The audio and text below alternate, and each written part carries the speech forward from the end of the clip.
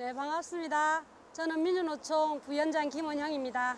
그리고 이번에 통일위원회 위원장을 맡았습니다.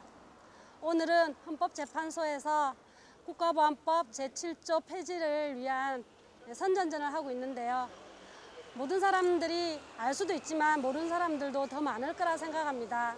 국가보안법은 1948년 제주도의 노동자와 농민이 그리고 제주도 도민이 우리나라가 분단되는 단독정부 수립을 반대하기 위해서 항쟁에 나선 것을 막기 위한 군대를 파견하는 과정 속에서 만들어졌죠.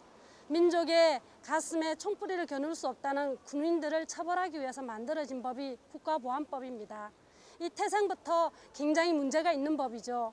그리고 만들 때 임시적인 법이라 했으나 그 임시적인 법이 73년 동안 이 땅에서 여전히 노동자와 민중 그리고 이 땅의 진보 민주주의를 바라는 사람들에게 항상 목줄을 쥐어짜고 발목을 잡으며 구속시켰고 사형시켜왔던 역사입니다. 과거에 법이라고 생각하거나 사문화된 법이라고 생각하는 경우가 많았습니다. 하지만 이 법은 절대 사문화되지 않았습니다.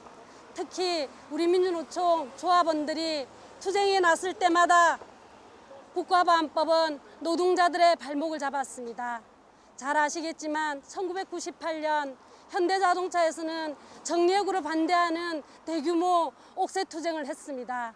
그때 정리해고를 반대하며 함께 투쟁했던 도의원을 그리고 함께 투쟁했던 그 당시의 노동자들을 영남이 사건이라는 것을 조작해서 구속시켰고 결국 그 끝에 우리는 정리해고 투쟁을 마무리 짓지 못했습니다.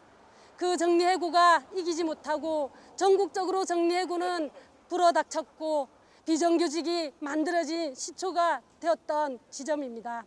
적들은 노동자들을 해고시키는 법을 만들고 비정규직을 확산하기 위해서 우리를 처단할 때 국가보안법이 있었던 것입니다. 뿐만 아닙니다.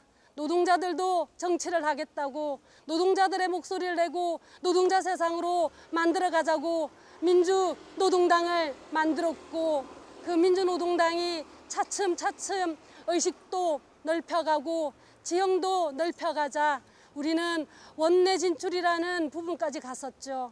우리가 조금씩 나아가고 정치를 향해 좀 더 가까이 가자 저들은 다시 국가보안법이라는 카드를 썼습니다. 당을 해산시키고 당원들이 마치 반국가 단체를 조직한 양 우리를 언론에 매도했으며 국민들이 뽑아주었던 국회의원마저도 국가보안법 위반으로 구속시켰습니다.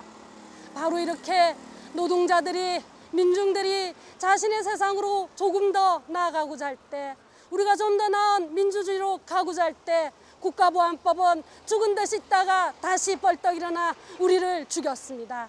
심지어 정교조는 학생들을 교육하는 데 있어서도 항상 자기 검열을 해야 되고 조금만 북의 우호적인 이야기만 하더라도 처벌되고 해직되는 상황입니다. 공무원도 마찬가지입니다. 우리는 북과 함께 통일된 나라, 번영된 나라로 가자고 하면서 북을 이야기해도 북을 조금만 알고자 해도 북에 대한 조금만 생각을 해도 국가보안법 7조에 의해서 구속되거나 처벌될 수 있습니다. 이 법은 반드시 폐지되어야 됩니다.